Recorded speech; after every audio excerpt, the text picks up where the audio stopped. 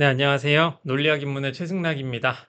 이제 지난 시간까지 우리가 했던 거, 한번 생각을 해보시면은 이면의 뜻까지 우리가 배워 봤었죠. 그리고 이면의 뜻이 어떻게 달라질 수가 있는지, 다양하게 어떤 방식으로 이면 문장, 특히 그 조건문이 표현될 수 있는지, 거기에 대한 얘기를 많이 해봤었습니다. 이제 이번 시간에는 이제 논리 연결사의 의미에 대해서 그 뜻에 대해서 다 하나씩 이제 알아봤으니까 전체적으로 논증에서 그것이 사용이 될 때 어떻게 되느냐? 그러니까 우리가 논증이라는 게 무엇인지 첫 시간에 가장 먼저 배웠었잖아요. 논증이라고 하는 거는 전제와 결론으로 이루어진 말묶음이다 라고 말씀을 드렸고, 여기에 어떤 규칙이 이제 포함될 수 있다 라고 말씀을 드렸었어요. 이제 확실한 조금 더 이제 세부적으로 형식화된 규칙에 대해서는 이제 후반기에 조금 있으면 이제 또 배우게 될 겁니다. 아마 다음 시간, 다다음 시간 정도, 그 정도부터 이제 자연 연역이란 규칙을 이제 배우게 될 텐데, 지금 오늘 우리가 상기할 내용이 무엇이냐? 우리가 이제 올바른 규칙이 무엇인지에 대해서 약간 설명을 했었어요. 그 중에서도 우리가 지금 배우는 거는 타당한 규칙에 대해서 이제 한번 고려를 해볼 텐데, 정확한 정의는 지금까지 한 번도 배운 적이 없었죠. 그래서 이 타당한 규칙에 대해서 오늘 한번 알아보도록 하겠습니다. 연역 논증에서 타당한 규칙이라는 거는 무엇인가? 기본적으로 올바른 규칙이라는 거는 전제가 참일 때 결론이 참이고, 전제가 결론을 잘 뒷받침해주는 그런 논증을 올바른 규칙이라고 합니다. 올바른 규칙. 이렇게 올바른 규칙이라고 제가 말씀드리는 이유는 논증에는 연역 논증이라는 게 있고 귀납 논증이라는 게 있어요. 특히 연역 논증인 경우에는 전제가 참일 때 결론이 그냥 참이 아니라 반드시 참인 그런 논증인 경우에 우리가 그거를 연역 논증이라고 얘기를 합니다. 그리고 만약에 전제가 참일 때 결론의 이 참이 반드시 참인 게 아니라 약간 개연성이 높게 참인 경우, 그런 경우를 보통 귀납 논증이라고 얘기를 하거든요. 그러니까 연역 논증과 이제 귀납 논증의 차이라고 한다면은, 예를 들어서 이제 팽수가 첫날 만났는데 저한테 팽하라고 인사를 하는 거죠. 이것도 굉장히 오래된 예시가 돼버렸네요. 두 번째 날 만나니까 또 팽하라고 인사를 하고, 세 번째 날 만나니까 또 안녕이라고 인사하지 않고 팽하라고 인사하고, 그렇게 천일 동안 팽수는 저를 만나면 팽하라고 인사를 합니다. 그렇게 하게 되는데, 이거를 보고 제가 이제 생각을 하겠죠. 팽수는 항상, 모든 날에 항상 팽하라고 인사를 하는구나, 라고 생각을 할 수가 있는데, 1001일째 되는 날에 팽수가 저에게 팽하라고 인사하지 않고 안녕이라고 인사를 하는 케이스를 한번 생각을 해보죠. 그러니까 첫 번째는 제가 1000일 동안 팽수가 팽하라고 인사를 했기 때문에 이제 팽수는 앞으로도 계속 항상 모든 경우에 팽하라고 인사하겠구나 라고 결론을 내린 거죠. 우선 1000일 동안 팽수가 팽하라고 인사를 한 거는 전제가 이제 참인 그런 케이스가 되잖아요.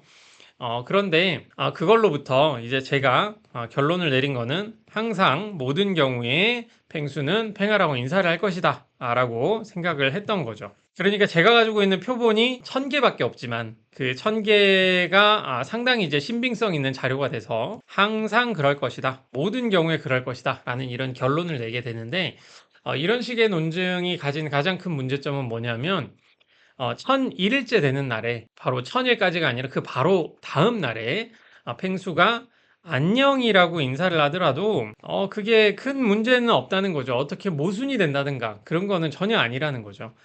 이런 종류의 논증을 보통 귀납 논증이라고 합니다. 귀납 논증은 항상 결론이 반드시 참이라고 하기는 어렵고, 약간의 개연성이 높은 정도의 그 정도 수준으로 이게 참이라고 하는 방식이기 때문에 연역 논증보다는 이제 그 신빙성의 정도라고 할까요? 그게 되게 강하지는 않습니다. 하지만 연역 논증 같은 경우에는 A면 B이고 만약에 A다라는 이 두 가지 전제가 있다고 해보죠. 나중에 배울 이면 없애의 규칙 같은 건데요. 이걸로부터 우리는 B를 이끌어낼 수 있습니다.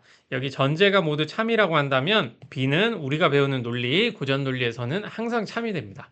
이런 종류의 논증을 우리가 이제 반드시 참이라고 반드시 참이 아니라 연역 논증이라고 얘기를 하고 있는데 우리가 이 수업에서 하고 있는 거는 이런 연역 논증이다라고 생각을 하시면 되겠고요. 그래서 오늘 배울 거는 이 논증의 뜻에 대해서 올바른 논증, 특히 타당한 논증의 뜻에 대해서 배워보고 이 타당한 논증인 무엇인지, 타당하지 않은 논증을 부당한 논증이라고 하거든요. 부당한 논증은 무엇인지 그거를 찾는 연습을 해보는 게 오늘의 목적입니다.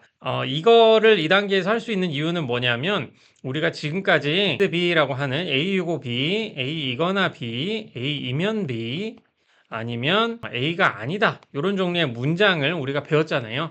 여기 전제나 결론에 들어가는 문장 형식이 이런 형식이라는 겁니다. 이런 형식이기 때문에 이 전제들이 언제 참이 되고 그것들이 언제 거짓이 되고 그거를 판단할 수 있게 하기 위해서 그 전에 이 문장들이 언제 참이 되고 거짓이 되고 이거를 이제 배운 거죠. 이제 우리가 이거를 배웠으니까 전제들이 참일 때 결론이 반드시 참이 되는 그런 타당한 논증을 어떻게 평가하는가? 그거에 대해서 오늘은 알아보도록 하겠습니다. 그럼 연역 논증에서 이제 올바른 논증인 타당한 논증, 그리고 올바르지 않은 논증인 부당한 논증의 정의부터 한번 보도록 하죠. 타당한 논증이라고 하는 거는 전제들이 모두 참인 모든 경우에 결론이 참인 논증이다. 라고 나와 있습니다. 모두가 너무 복잡하게 나와 있죠. 그러니까 전제들이 있을 때 문제는 전제가 한 개가 아니라 전제가 1, 2, 3 뭐 여러 개 있을 수 있잖아요. 그런 여러 개가 있을 수 있기 때문에 이 하나하나의 전제들이 우선 모두 참이다라고 하는 거라는 거를 생각을 하실 수가 있고 그런 상황에서 모든 경우에 결론이 참이다라고 얘기를 하는 건 뭐냐면 진리표를 우리가 그릴 수 있을 거 아니에요? 문장이 뭐 3개, 4개라고 한다면 4개에 대한 진리표가 이렇게 쫙 나올 텐데, 거기에 나오는 전제들이 모두 참이면서 결론이 참인 그런 경우가 있을 거잖아요. 그런 경우들, 그런 모든 경우에 결론이 참인 논증을 타당한 논증이라고 합니다. 지금 잘 이해가 안 되실 수 있는데, 한번 예시를 보면서 말씀을 드릴 테니까 우선은 정의만 한번 보겠습니다. 두 번째는 이제 전제들이 모두 참일 때 결론이 반드시 참인 논증인데 여기서 말하는 반드시 참이라는 것도 전제가 참인 모든 경우에 그 결론이 참이다. 그러니까 전제가 참인 모든 경우에 결론이 거짓인 경우가 없다라는 뜻이거든요. 그래서 세 번째 정의가 이런 겁니다. 전제들이 모두 참일 때 결론이 거짓인 경우가 없는 논증. 그래서 타당한 논증의 정의를 알려달라라고 한다면 이 3가지 중에 하나를 적으시면 됩니다. 실제로는 이 정의와 이 정의가 서로 좀 차이가 난다라고 하는 입장들이 꽤 있습니다. 좀 세부적으로 들어간다면 모든 전제들이 모든 경우에 결론이 참인 논증이라는 거를 이제 보이기 위해서는 그 각각의 모든 경우를 다 증명해야 되는 상황이 되는 것이고요. 전제들이 모두 참일 때 결론이 거짓인 경우가 없는 경우 요거를 찾는 경우는 증명이 아니라 발레를 하나 찾아서 그 발레가 전혀 없다라고 보는 방식이기 때문에 프로세서 간에는 뭐 거의 유사하겠죠. 거의 유사할 텐데 약간의 그런 차이가 있다라는 입장이 조금은 있고요. 그리고 부당한 논증에 대해서 고려를 할 때 이건 당연하겠죠. 없는 게 아니라 있으면 되는 거겠죠. 전제들이 모두 참일 때 결론이 거짓일 경우가 있는 논증을 찾으시면 됩니다. 요거 오타는 수정해야 되겠네요. 그래서 연역이든 귀납이든 어떤 논증이 올바르지 않다라는 것을 보이는 방식이 하나가 있는데 그 논증의 전제가 참이면서 결론이 거짓인 경우를 하나라도 찾으면 연역 논증이든 귀납 논증이든 그 논증이 올바르지 않음을 이제 보이게 되는 겁니다. 아까 예시에서도 팽수가 1000일 동안 계속 팽하라고 인사해서 팽수는 나에게 최소한 나에게는 모든 그 날에 팽하라고 인사할 것이다. 인사한다 라고 이제 강하게 주장을 했는데 1001일째에 갑자기 안녕이라고 인사를 한다. 그러면은 전제들이 참이면서 1000개의 그 예시들이 전제였죠. 그 전제들이 참이면서도 결론이 거짓인 그런 케이스 하나를 보이는 게 돼서 부당한 논증이 되는 겁니다. 그래서 타당성 평가의 예시로 하나 이런 것들 한번 보도록 할 텐데요. 네, 앞쪽에 있는 예시인데 요거 한번 보겠습니다. 그렇다면 타당성을 어떻게 평가할 수 있는가? 여기 보시면 1번하고 2번 한번 둘 다 보시면은 펭수가 논리학을 공부했다면 그는 부당한 논증을 찾을 수 있다라고 하는 문장. 먼저 번역 먼저 해볼까요? 펭수가 논리학을 공부했다라고 하는 거를 우선 A로 보시고 뭐뭐 했다면이니까 이면 문장, 조건문, 그리고 그는 펭수는 부당한 논증을 찾을 수 있다니까 B를 한번 하시면 되겠고요. 그리고 두 번째, 펭수는 논리학을 공부하지 않았다. 라고 하는 거는 펭수는 논리학을 공부했다. A로 번역했죠. 그런데 공부하지 않았다니까 부정문 나데이라고 하시면 되겠고요. 그러므로가 나오는 거니까 결론이 되겠네요. 펭수는 타당한 논증을 찾을 수 없다. B니까 찾을 수 있다 해서 없다. 라고 해서 이렇게 됩니다. 그래서 A이면 B 그리고 not A, not B 이렇게 해서 1번과 2번이 전제가 되는 거고요. 3번이 이제 결론이 되는 게 되겠죠. 그래서 타당성 평가는 그렇다면 어떻게 하는 건가? 여기에 대한 진리표를 한번 먼저 다 그려보십시오. 한번 다 그려보시면 빨리 한번 그려볼까요? 이제 진리표 익숙해지셨으면 TFTT라고 여기는 그림 될 거고요. 주연결사 여기 이고 문장이라는 거 한번 보셔야 되겠죠. 여기는 주연결사 아니다 문장이니까 이걸로 T, T 왜 이런지는 T면은 F가 되고 F면은 T가 되고 이런 거 기억하시고 있죠. 그리고 3번 결론 같은 경우에도 FT 이렇게 되겠습니다. 이렇게 봤을 때 타당한 논증의 규정을 한번 생각해 보시죠. 전제가 모두 참일 때 전제가 우선 모두 참이어야 됩니다. 전제가 모두 참인 케이스 여기 있네요. 밑에 3번 세계와 4번 세계가 전제가 모두 참인 그런 케이스로 볼 수가 있겠죠. 그런 경우에 결론이 신 경우가 없는 논증이라고 했어요. 전제가 모두 참일 때 결론이 거짓인 경우가 없는 논증. 첫 번째, 전제가 모두 참이다. 전제가 모두 참인 경우 찾아보니까 이 경우와 이 경우가 있겠네요. 두 가지 경우 여기가 있겠네요. 그렇다면 전제가 모두 참인 경우는 여기 네 가지 중에 두 가지만 남는 거죠.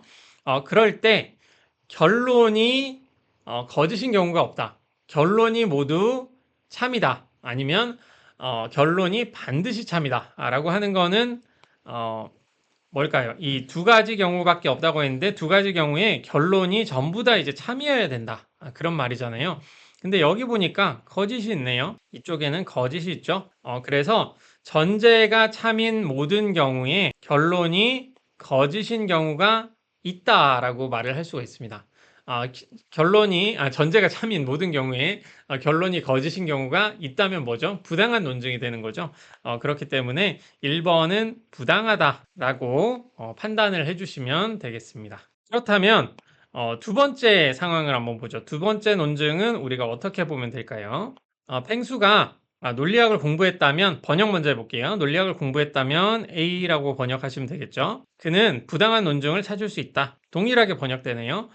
그리고 펭수는 논리학을 공부했다. 이렇게 번역되고요. 그러므로 펭수는 타당한 논증을 찾을 수 있다. 라고 번역이 되겠네요. 그래서 2번을 번역하시면 이렇게 번역이 됩니다. 그럼 진리표 빨리 한번 그려보시면 아까 말씀드렸으니까 다 아시겠죠? 우리 수업에 다 전부 다 했던 겁니다. A 진리표는 옆에 거하고 동일하니까 이렇게 한번 그대로 적어주시면 되겠고요. 이렇게 됐을 때 전제가 모두 참인 경우를 한번 찾아볼까요? 전제가 모두 참인 경우는 어디 있을까요? 여기는 이거밖에 없네요. 여기밖에 없죠? 지금 전제가 이 두 가지 전제가 모두 참인 경우 여기밖에 없네요. 이럴 때 결론이 거짓인 경우가 있는가? 없죠. 지금 결론은 참으로 있고 전제가 모두 참인 경우에 결론이 거짓인 경우 어디에도 없습니다. 여기 같은 경우에는 결론이 둘 다 이제 참인 게 아니죠. 여기 같은 경우도 결론이 둘 다 참인 게 아니고요. 그래서 이 경우만 남게 되는데 이 경우 보니까 전제들이 모두 참일 때 결론이 모두 참이다. 혹은 결론이 거짓인 경우가 없다. 라는 거를 볼 수 있습니다. 그래서 결론이 반드시 참이다. 라고 얘기를 할 수가 있겠네요. 이렇게 볼 수 있으니까 이런 식으로 봤을 때 이거는 이제 타당하다라고 평가를 할 수 있습니다. 그래서 타당하고 타당하지 않고는 이런 식으로 검사안을 해서 볼 수가 있다라고 보시면 되겠습니다. 그러면은 여러분들이 수업이 아니라 혼자 공부를 하실 때 타당성 검사 그리고 진리표 검사를 어떻게 할 수 있는지에 대해서 약간만 말씀드리고 가도록 하겠습니다. 공지사항이나 그 유튜브 영상 링크 쪽에 보시면은 제가 수업 내용을 좀 올려놓고 있는 제 프로필이 있는 사이트에 논리 도구라고 하나 만들어 놨습니다. 논리학당 사이트 들어가셔가지고 여기에 밑에 보시면 도구라고 여기 있거든요. 도구 한번 내려가 보시면은 문장 논리 도구라고 있어요. 제일 위에 있는 거. 문장 논리 도구 들어가 보시면은 이렇게 계산기를 제가 만들어 놨습니다. 이 계산기는 사실 요즘에 GPT나 제미나이 같은 프로그램이 너무 잘 나와가지고 여러분들이 이 문장만 집어넣고 이거에 진리표를 그려줘 라고 한다든가 타당성을 평가해줘 라고 하면은 웬만해서는 거의 다 정확하게 제시를 해줄 겁니다. 근데 우리가 지금 쓰고 있는 생성형 AI가 되게 신기하죠. 이제는 그 지능이 너무 뛰어나가지고 의식을 가지는 거 아닌가? 이런 생각까지 들 정도로 되게 궁금하기도 하고 신기하기도 하고 또 다른 한편으로는 좀 무섭기도 하고 어떤 인격체로 이거를 대해야 되나? 이런 생각도 들기도 하는데 여기서 이 말씀을 드리는 이유는 인간과 뇌 구조가 생각하는 구조가 매우 유사하기 때문에 우리 인간이 논리적인 사고력이나 합리적인 사고력이 지구상의 어떤 생명체보다 우리가 알기로는 가장 뛰어나다고 알려져 있잖아요. 그거를 이제 넘보는 게 AI가 되는데, 우리가, 여러분들 중에 이제 덧셈 뺄셈 모르는 사람 거의 없을 겁니다. 2 더하기 3은 5고, 뭐 10 더하기 20은 30이고, 이런 걸 쉽게 아실 텐데, 이런 덧셈 뺄셈을 매우 잘하시는 게 맞지만, 우리는 실수를 하죠. 마찬가지로 생성형 AI도 실수를 합니다. 할루시네이션이라는 그 표현으로 실수를 하기 때문에 이런 진리표 우리가 지금까지 옆에서 봤던 이 타당성 검사를 하는 데 있어 가지고 요 문장을 집어넣고 아니면은 이 한글 문장을 그대로 집어넣어도 돼요. 이 문장을 보고 실제로 타당하냐 부당하냐 이런 거를 물어보시면은 제대로 대답을 대부분의 경우에 해줄 텐데 어떤 경우에 약간만 복잡해지면은 전혀 답이 아닌 거를 내놓기도 합니다. 마찬가지로 제가 갑자기 여러분들에게 1285 더하기 5863은 뭐예요? 라고 이렇게 물어보면 갑자기 물어보면 이거 잘 모르잖아요. 약간 적어가지고 우리가 검산도 해봐야 되고 덧셈 뺄셈을 안다고 해서 그 답이 바로 나오는 건 아니죠. 그래서 만든 게 이제 문장 논리 도구인데요. 옆에 왼쪽에 보이시는 요 문장 논리 도구는 아주 간략하게, 간단하게 만들어 놓은 건데, 이거는 처음부터 끝까지 코드로만 되어 있기 때문에 규칙을 중심으로 만들어져 있습니다. 그래서 프로그램이 잘못됐다고 한다면은 뭐 오류가 나올 텐데, 그런 게 있으면은 뭐 유튜브에는 댓글을 좀 달아주시고, 아니면은 수업 시간에 저한테 말씀을 좀 해주시면 좋겠고요. 한마디로 계산기입니다. 우리가 덧셈 뺄셈 잘하고 곱셈도 할 줄 알고 뭐 미적분도 다 계산을 할 수 있지만 그런 거에 대한 실수가 있으니까 우리가 인간이 만든 게 이제 계산기잖아요. 전자 계산기 펴놓고 수업을 하는 경우도 있고 그렇잖아요. 왜냐하면 계산에 있어서는 기계한테 맡기는 게 편하니까. 근데 생성형 인공지능 같은 경우에는 그게 말 그대로 생성형이고 어떤 계산기 기능을 통해 가지고 결과를 항상 내지는 않습니다. 그렇기 때문에 지금 옆에 보이시는 거는 우리가 진리표를 계산한다든가 타당성이나 함축한다 이런 관계를 보는 데 있어서는 이런 계산 도구를 통해 가지고 한번 검산을 하는 게 중요하다라고 해서 만들어 놓은 거고요. 한번 보시면은 진리표 생성기 이미 아실 텐데 제일 1번은 진리표를 그려주는 그런 프로그램을 만들어 놓은 거고요. 굉장히 단순한 프로그램입니다. 여러분들이 GPT나 오퍼레이터 같은 데 넣어가지고 이런 거 만들어줘 하면 한 번에 나올 그런 거고요. 2번은 적형식과 주연결사 확인하는 거 수업에서 필요하기 때문에 만들어 놓은 것이고 오늘 할 게 이 논증의 타당성 판단 요겁니다. 여기에서 아까 보시면은 1번 문제 한번 해볼까요? 팽수가 논리학을 공부했다면 그는 부당한 논증을 찾을 수 있다 같은 경우에는 A이면 B다로 번역이 되었었죠. 그러니까 여기는 한 줄에 하나씩이니까 첫 번째 전제로 A면 B다를 이렇게 적어주시면 되고요. 두 번째 줄로 넘어가면 그냥 전제 2번이 됩니다. 뭐 UI나 이런 거를 조금 더 깔끔하게 만들면 좋겠는데 그냥 이렇게만 해놨습니다. 저 시간이 되면 조금씩 더 깔끔하게 제가 만들어 보도록 해볼게요. 어쨌든 지금 불편하시지는 않을 거예요. 그래서 두 번째는 나데이가 전제였죠. 나데이는 펭수는 논리학을 공부하지 않았다 였고, 우리가 결론으로 나오는 거는 낫비를 우리가 결론으로 가지고 있었습니다. 그래서 이런 거를 가지고 있을 때 밑에 보시면은 여기에 타당성 확인이라는 게 있는데, 그거를 한번 탁 켜보시면은 밑에와 같이 이제 타당하지 않습니다라고 얘기가 나와 있죠.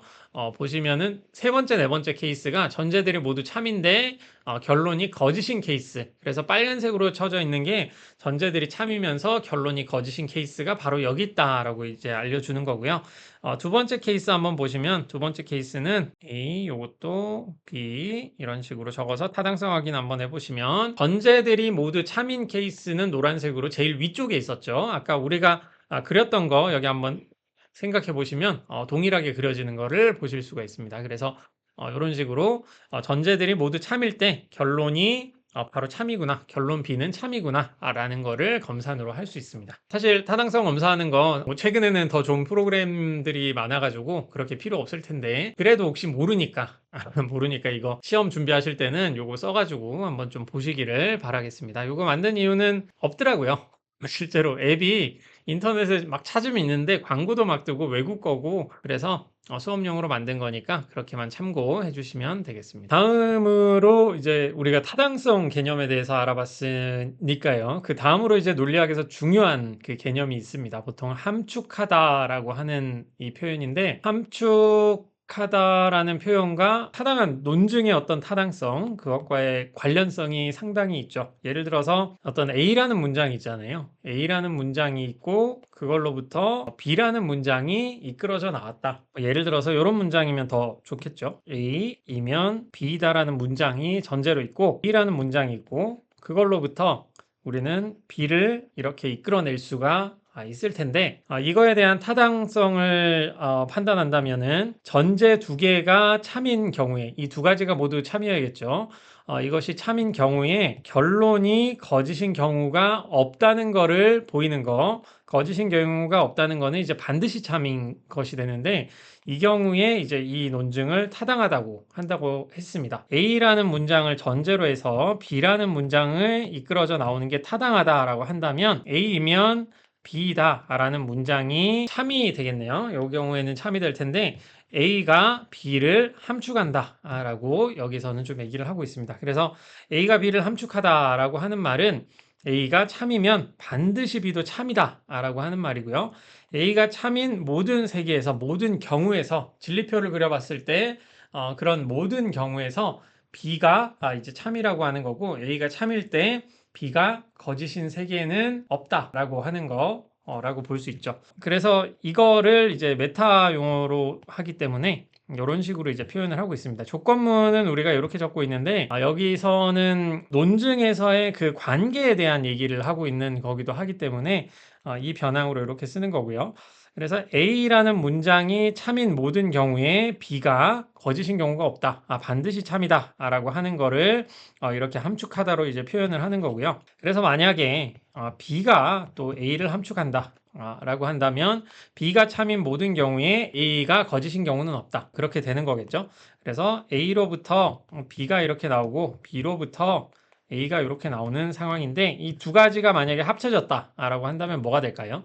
A가 참인 경우에 B는 반드시 참이고, B가 참인 경우에도 A는 반드시 참이 되는 거겠죠. A가 거짓인 경우에 B가 반드시 참이 되는 건 또 아닌 그런 상황이잖아요.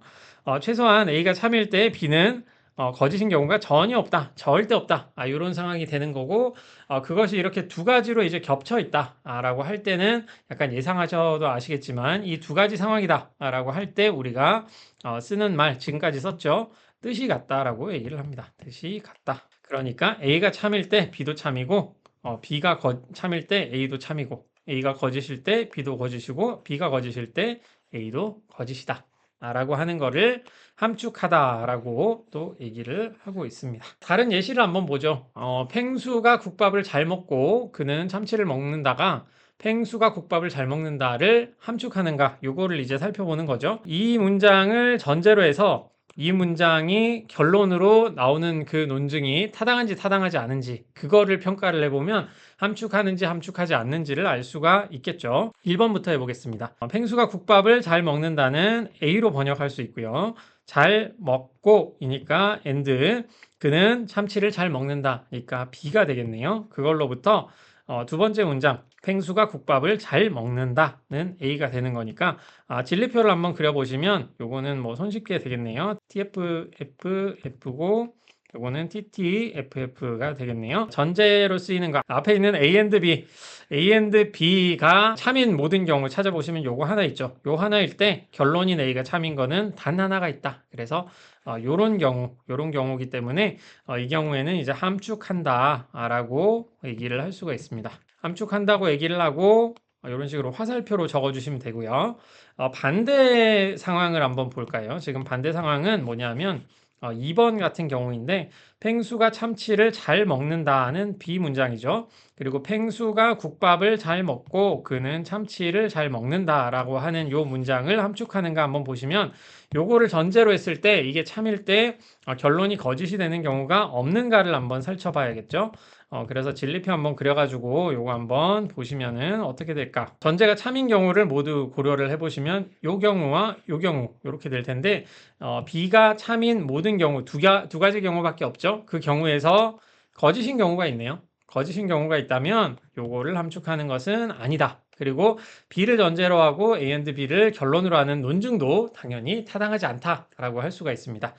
그래서 이런 식으로 보시면은 이제 함축하지 않는다라고 해야 될 거고요. 함축하지 않는다. 그리고 우리가 적을 때는 함축은 이렇게 적고 함축하지 않는다는 이런 식으로 이제 기호를 또 적어 주시면 되겠고요. 굳이 이 함축하지 않는다의 기호는 뭐 시험에 나오지는 않으니까 크게 생각하지 않으셔도 되겠습니다. 그래서 두 문장을 주고 그 두 문장이 함축하는지 서로 함축하는지 그거를 한번 평가하는 문제 이거 한번 풀어볼까요? 지금 영상 멈추시고 한번 해보시기를 바라겠습니다. 저는 그럼 바로 문제를 풀어보도록 할게요. 갈릴레오는 태양 중심설을 주장한 최초의 철학자이다를 A로 보니까 A가 아니고 기억은 아니라고 하네요. 아니고 이고 문장이니까 여기 이고라고 하고요.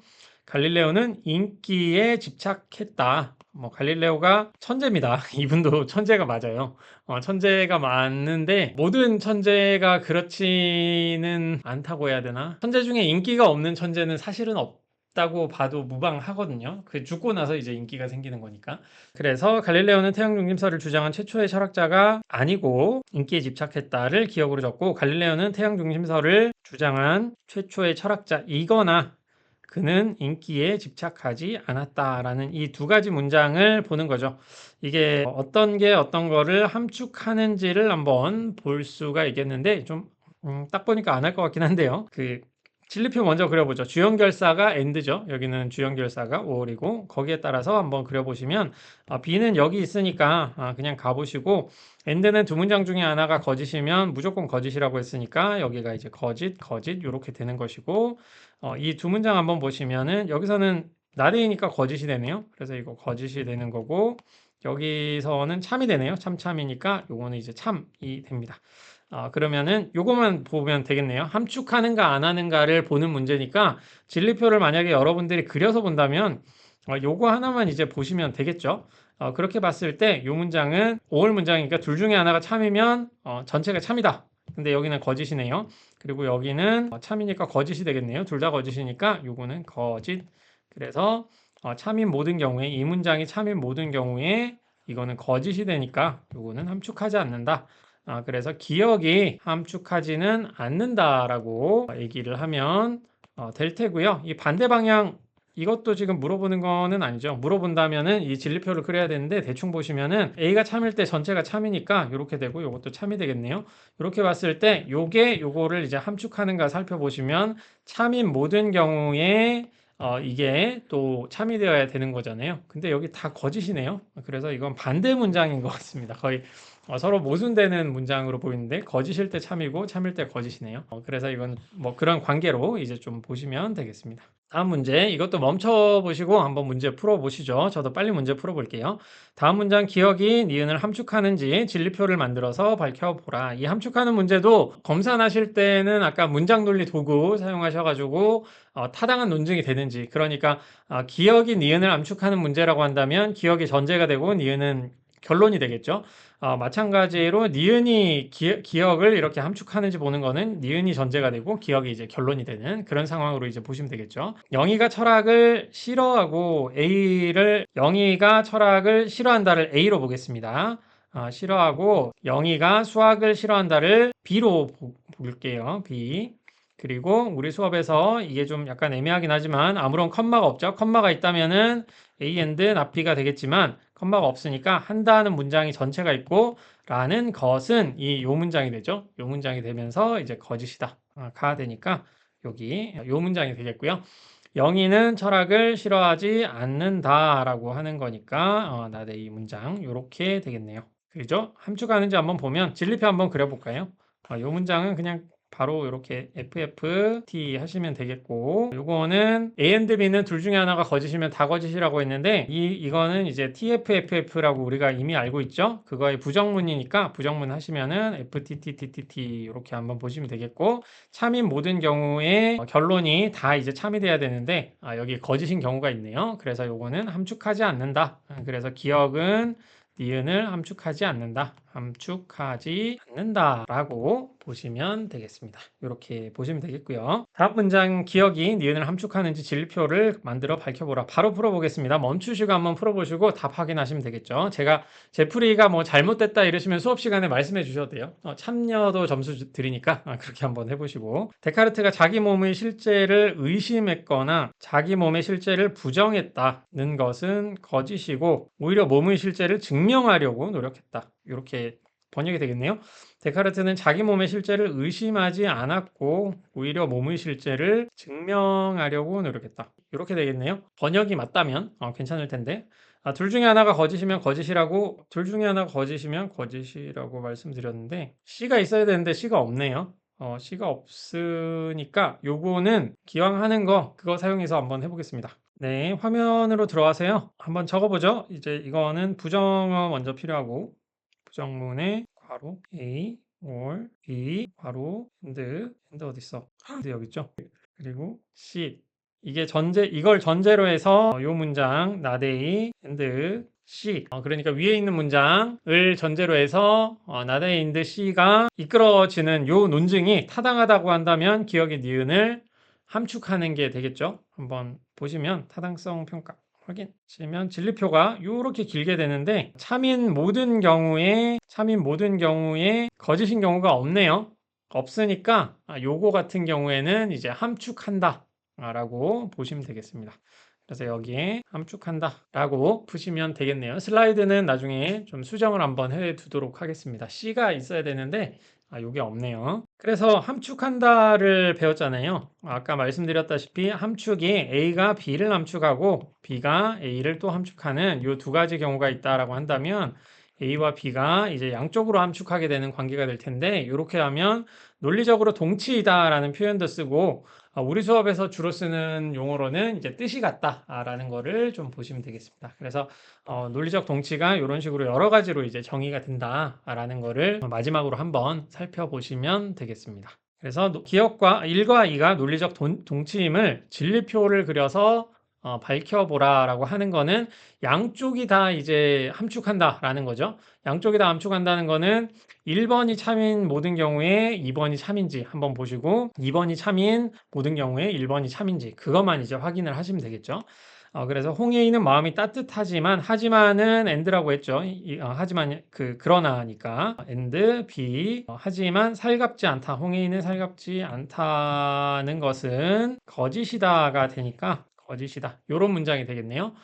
그리고 홍해인은 마음이 따뜻하지 않거나 살갑지 않다. 따뜻하지 않거나 살갑다. B 이렇게 될 텐데 요거를 이제 진리표를 우리는 그려는 볼 겁니다. 그려는 볼 텐데 여러분들이 이제 문제를 풀 때는 이거는 같은 뜻 찾는 거잖아요. 같은 뜻 찾는 거니까 드모르간 규칙 사용해 가지고 여기 안쪽으로 하나씩 집어넣어 주시면은 not A, not B 이렇게 되겠죠. 그리고 부정어 안쪽으로 들어왔으니까 or로 하나 바꿔 주시면 요 문장이 될 거고요. 그래서 A or B, not A or B라는 문장이 될 겁니다. 그럼 같죠? 같으니까 동치겠네 라고 생각을 한번 해주시면 되겠고요. 그래서 진리표 한번 그려보겠습니다. 여기는 이거부터 해보시면 이거나 문장 같은 경우에는 둘 중에 하나가 참이면 무조건 참이다 라고 했죠. 그래서 요거는 참 참이 될 것이고, 그리고 요거는 이제 거짓이 되겠네요. 나데이는 거짓일 때 참이니까 이것도 이제 참이 되겠고요. 보니까 이제 조건문과 관련된 거니까 이렇게 될 거고, 여기는 주연결사가 부정어죠. 부정문이니까 요거 먼저 한번 해보시면은 엔드 문장은 둘 중에 하나가 거짓이면 무조건 거짓이다라고 했으니까 둘 중에 하나가 거짓인 거, A가 거짓이면은 무조건 거짓이겠죠. 거짓일 거고, 여기는 요거는 이제 참이고, 참 이 될 거고 여기는 이제 거짓이 되겠네요. 그럼 부정문에 대한 거 여기 그려보시면 TFTT라고 해가지고 참일 때 참이고 거짓일 때 거짓이고 참일 때 참이다 라는 식으로 적을 수가 있습니다. 그래서 이렇게 보시면은 이 문장이 참인 모든 경우에 이 문장도 다 참이죠. 그죠? 이 문장이 참인 모든 경우에 이 문장도 다 참이죠. 그러니까 이런 경우에는 둘 다 1번이 2번을 함축하고 2번이 1번을 함축함으로써 서로 이제 동치이고 그런 경우에는 뜻이 같다라고 보시면 되겠습니다. 다음 문장 기억과 니은이 논리적 동치인지 진리표를 그려 밝혀보시오. 요거는 뭐 바로 문장 논리 도구 들어가셔가지고 한번 해보시면 되는데 저는 진리표 그리는 거 여러분들에게 설명해 드려야 되니까 하나씩 한번 풀어볼게요. 시간이 되시면은 한번 같이 풀어보시기를 권하겠습니다. 그래서 X이거나 Y가 거짓이고 not Y네요. not Y 거짓이고 G이다 라는 문장이 될 거고 Y이거나 X가 거짓이고 G이다 라는 문장이 될 텐데 요거는 쉽게 보는 방법이 없을까요? 요거는 우리가 배운 규칙만으로는 조금 힘들 것 같고 다음 시간에 이제 약식 진리표를 배우게 될 거거든요. 그 약식 진리표로부터 조금 더 쉽게 우리가 생각할 수 있는 부분이 있지 않나 싶습니다. 그 부분은 다음 시간에 한번 해보도록 하죠. 그럼 진리표를 한번 그려보시면요. 이거나 문장이니까 둘 중에 하나가 참이면은 전체 문장이 다 참이 되는 거겠죠. 그래서 한번 보시면 주연결사는 요거고요. 그려보시면 이렇게 그래서 한번 그려보시면 이게 다 T죠. 이게 TF 하니까 요즘 MBTI도 이성적이면 T라고 하고 감성적이면 F라고 하는데 이게 다 T가 되겠죠? 이것도 슬라이드를 좀 수정을 해야 되겠네요. 요거를 A이거나 B가 거짓이고 C, A이거나 B이거나 A가 거짓이고 C. 이거나 문장 A가 참일 때는 그냥 다 참이죠. 그리고 여기는 B가 참일 때는 다 참이겠네요. 주연결사는 요거죠. 주연결사 다 요거고요. B가 참일 때는 다 참이니까 여기도 TT. 둘 중에 하나가 거짓이면 무조건 거짓이 되는데 이게 참이 되면 전체가 다 참이 되는 거잖아요. 이게 거짓이 되면 이제 거짓이 되고 그렇게 생각하시면 되는 거고요. 이렇게 보시면은 거짓이니까 이게 참인데 요거는 거짓이죠. 그러니까 요거는 거짓이 될 거고요. 그리고 두 번째로 요것도 거짓이 되고 세 번째로 요건 T가 되네요. 요것도 참인데 거짓이고 거짓. 이렇게 될 거고요. 그리고 세 번째 봅시다. 나데이 이거는 이게 이제 거짓이 되면 전체가 또 거짓이 되는 그런 상황이죠. 요거는 거짓 맞고요. 거짓. 그래서 이것도 거짓. 또 거짓이고 이건 참인데 참이니까 요건 참이네요. 참이고 이거는 거짓이고 B가 거짓이고 요건 참이 되겠네요. 참이 되고 거짓이고 거짓이니까 거짓이고 이렇게 볼 때 동치인가를 살펴보시면 진리표가 같아야 된다라는 건데 지금 진리표가 안 같네요. 전혀 안 같네. 전혀 같지 않죠. 같지가 않으니까 이건 동치가 아니다. 동치가 아니다 라고 볼 수 있습니다. 제대로 풀었겠죠. 그래서 이제 마지막입니다. 문장 논리 도구를 사용해 가지고 이거의 타당성을 한번 평가를 해보는 건데 시간이 있으시면 한번 진리표를 그려보시기를 바랄게요. 문장 논리 도구의 이 전제들을 번역하면 이게 되거든요. 번역 한번 해보시고요. 이 문장을 한번 넣어 보겠습니다. 여기 타당성 평가하는데 하나씩 작성해 가지고 넣어 보도록 하면요. 이거나 B 조건문 C 낫에 B 이거나 D 그걸로부터 결론 낫디이면 C 이 문장이죠. 이렇게 타당성 확인 문장 딱 해주시면 진리표가 우선 문장이 4개니까 16줄을 쫙 그려야 되는 거죠. 항상 이렇게 그릴 수는 없잖아요. 실제로. 그렇기 때문에 이제 다음 시간에 약식 진리표에 대해서 배울 거고 그 다음 시간부터는 이제 이거를 진리표 안 그리고 하는 규칙을 통해서 하는 자연 영역에 대해서 배우게 될 텐데 오늘은 그 마지막 시간이니까 이거를 한번 보도록 하겠습니다. 이렇게 진리표를 그리면 진리표만 가져와서 보시면은 여기 이게 전제고요. 세 가지가 전제죠. 그러니까 이런 것들이 이제 전제고 이걸로부터 결론이 이렇게 나오는데 이게 결론 부분이 되겠죠. 지금 제가 좀 비켜야 되겠네요. 결론이 여기 이렇게 나오는데 이렇게 한번 보시면 전제들이 참인 경우가 이 경우들이고요. 전제들이 참인 경우 이 전제들이 참인 경우에 결론이 거짓인 경우가 있는가? 없죠. 없기 때문에 이런 경우에는 이제 타당하다라고 볼 수가 있습니다. 그래서 다음 시간에 할 건데요. 다음 시간에는 진리표를 이렇게 다 그리는 게 시간이 너무 많이 걸리잖아요. 이거를 여러분들이 만약에 짧게 그린다 한다면 뭐 요 정도로 그릴 수도 있을 텐데 이건 좀 너무 오래 걸리니까 다음 시간에는 약식으로 풀 수 있는 진리표를 다 그리지 않고도 풀 수 있는 그런 방식에 대해서 한번 알아보도록 하겠습니다. 약식 진리표도 실제로는 좀 어려워요. 어렵기 때문에 특히나 이 D를 넘어갈 때 EFG 이렇게까지 있는 그런 문제가 나온다라고 한다면 뭐 제가 이 수업에서는 내지 않겠지만 진리표가 그러면 지금 4개니까 2의 4승에서 16줄을 적었잖아요. 그럼 뭐 5개, 6개가 된다고 하면은 뭐 64줄을 다 적으면서까지 이제 판단을 할 수는 없을 거 아니에요. 그럴 때는 그냥 계산기 한번 쓰시는 걸로 생각을 하시면 되겠고, 그런 경우에 약식 진리표를 쓴다든가, 그게 아니라면 좀 다른 또 방법, 자연 연역이라고 하는 방법을 이번 학기에 한번 그까지 한번 배우는 걸로 해보도록 하겠습니다. 그럼 오늘도 수고하셨고요. 조금 어려워지기는 할 텐데 한번 이제 기말고사까지 좀 남았으니까 끝까지 한번 와주셨으면 좋겠습니다. 그리고 오늘 배운 타당성 개념 있잖아요. 저는 논리학 입문 수업은 그 타당성 개념만 여러분들이 기억한다라고 하면은 제가 정말 만족감을 느낄 것 같습니다. 뭐 어떤 술자리에서 누군가가 그 말은 타당하지가 않잖아. 그 논증은 그 사람이 하는 주장은 타당한 주장이 아니잖아. 라고 뭐 술자리에서라도 그렇게 얘기를 할 때 그때 타당성의 정의를 여러분들이 기억을 하고 있다라고 하면은 저는 굉장히 기쁠 것 같습니다. 거의 그것만 알면 이 수업의 목적이기 때문에 그 타당성 그 개념만 기억하시고 남은 부분은 기억하신다면 이제 성적을 더 잘 받을 수 있으시고 좋으시겠지만 한번 경험을 해본다라는 생각으로 수업에 임해 주시면 감사드리겠습니다. 그럼 오늘 여기까지 하고요. 다음 주에 또 인사드리겠습니다. 감사합니다.